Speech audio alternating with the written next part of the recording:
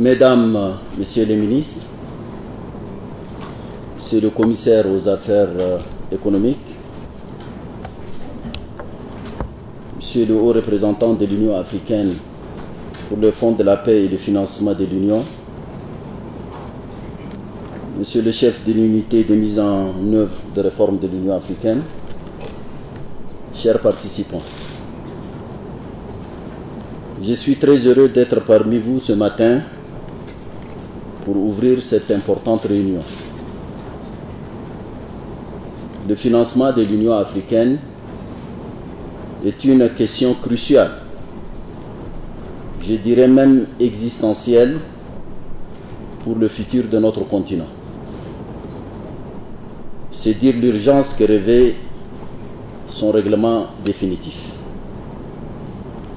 Je remercie le gouvernement du Rwanda pour avoir accepté d'abriter cette rencontre et pour toutes les dispositions pratiques prises en vue de son déroulement, de son bon déroulement.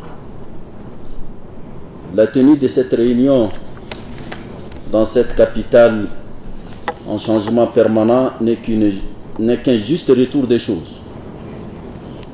Après tout, c'est ici même, à Kigali, dans ce majestueux centre de conférence, que fut prise l'historique décision visant à enfin rendre notre Union financièrement autonome.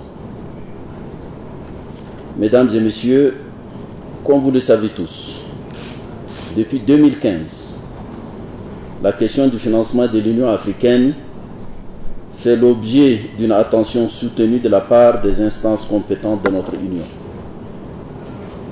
Cet intérêt et cet engagement à trouver une réponse pérenne à cette question sont le reflet de la détermination de nos dirigeants à se donner les moyens de leurs ambitions collectives, notamment dans le cadre de l'agenda 2063 et à garantir l'appropriation par le continent de son destin. Le niveau élevé de la dépendance financière de l'Union africaine vis-à-vis des partenaires extérieurs avait atteint des proportions telles que la crédibilité de notre projet politique était en jeu. En effet, en l'absence d'autonomie financière, la réalisation de nos programmes d'intégration et de promotion de la paix restera un rêve lointain. Notre capacité à contrôler notre destin ne sera rien d'autre qu'un exercice rhétorique et notre aptitude à effectivement défendre des positions communes africaines sur la scène internationale sera très limitée. C'est conscient de cet état de fait que nos chefs d'État et de gouvernement ont décidé en 2015 d'accroître significativement la part des États membres dans le financement des opérations et programmes de l'Union et qu'ils ont en 2016, ici même à Kigali, institué une taxe de 0,2% sur certaines importations pour en financer le budget. Il est évident que l'accroissement de la contribution des États membres doit aller de pair avec une gestion plus rigoureuse des ressources mises à disposition. Sans gestion transparente, nous courons le risque de perdre la confiance des contribuables, et surtout des pays africains. Je voudrais donc me faire l'écho de l'accent mis par la conférence des chefs d'État et de gouvernement sur l'importance que revêt la mise en place de processus budgétaires crédibles et l'élaboration des budgets rigoureux. Je voudrais vous assurer que la Commission ne ménagera aucun effort pour renforcer ses capacités de gestion et rendre compte de façon transparente aux instances compétentes de notre Union. Il s'agit au final de démontrer que les ressources mises à disposition par les États membres sont judicieusement utilisées et que les résultats attendus sont au rendez-vous. Vous le savez, mesdames, messieurs les ministres des Finances, que généralement les gestionnaires vous craignent. Cette fois-ci, l'Union africaine vous demande d'être partie et d'être le contrôleur de sa gestion. En m'adressant à vous, il me plaît de relever que des avancées importantes ont été enregistrées.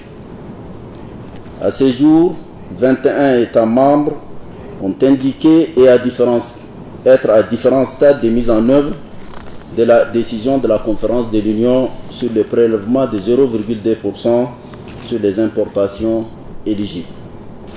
Parmi eux, 12 pays ont commencé à collecter des fonds sur la base du prélèvement convenu.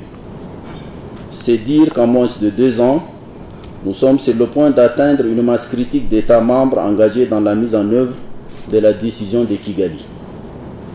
J'exhorte les autres États membres à faire de même et à le faire avec l'urgence qu'appelle la promotion des intérêts du continent. Je suis évidemment conscient des préoccupations soulevées par certains États membres et des contraintes auxquelles ils peuvent être confrontés. De ce point de vue, je voudrais rappeler que conformément aux dispositions pertinentes du règlement de la conférence de l'Union, la décision du Kigali sur le financement est catégorisée comme une directive. Cela signifie qu'elle ne lie les États membres qu'en termes d'objectifs à atteindre. Ces derniers ont pleine latitude pour déterminer la forme et les moyens à utiliser pour sa mise en œuvre. Ainsi, la souplesse que certains États membres appellent de leur vœu est déjà prise en compte. S'agissant plus spécifiquement du Fonds de la paix, je voudrais indiquer qu'à la date de décembre 2017, un montant de 29,5 millions de dollars avait été reçu des États membres. C'est la somme la plus importante jamais mobilisée depuis la création du Fonds de la paix il y a déjà près d'un quart de siècle.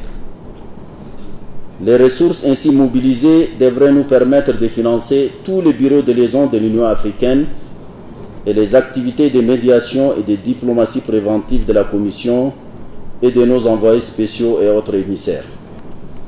Lorsque la totalité de la dotation envisagée de 400 millions de dollars sera mobilisée, nous pourrons aussi financer partiellement nos opérations de soutien à la paix.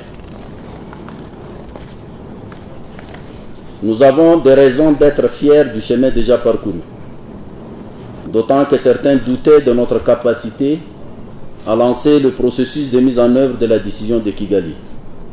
Je peux dire que nous avons confondu les sceptiques. Outre la réalisation de l'autonomie financière de notre Union, un autre aspect devrait également retenir l'attention de votre comité. Il a trait au fait que l'essentiel du financement de notre Union continue à reposer sur un nombre très réduit d'États membres. 5 d'entre eux contribuent à eux seuls à 48% du budget. Une telle situation est lourde de menaces en ce que la défaillance d'un ou de quelques-uns de ces grands contributeurs peut être fatale pour le fonctionnement de l'Union. C'est pour cette raison que les ministres des Finances ont, en août 2017, recommandé l'introduction des plafonds et des planchers dans les barèmes de contribution afin d'assurer un partage plus équitable du fardeau du financement de notre Union. Votre comité a un rôle extrêmement important à jouer dans la continuation de nos efforts et la consolidation des avancées déjà faites. Nombre de recommandations vous ont été soumises. Je forme le vœu ardent qu'elles soient adoptées, y compris en ce qui concerne la fonction des supervisions budgétaires, de manière à conférer à nos processus davantage de rigueur et à renforcer la transparence de notre gestion. En conclusion, permettez-moi de souligner que le mouvement qui a été lancé à Kigali en 2016 doit être amplifié. Il y va de notre crédibilité. Il y va du futur de notre Union et des ambitieux objectifs que nous nous sommes fixés en matière d'intégration et de développement économique, ainsi qu'en ce qui concerne la promotion de la paix, de la sécurité et de la stabilité. Les décisions prises par les chefs d'État doivent être appliquées dans leur totalité. Elles doivent être appliquées avec diligence. Il est attendu de votre comité qu'il facilite cet exercice. Je vous remercie de votre aimable attention.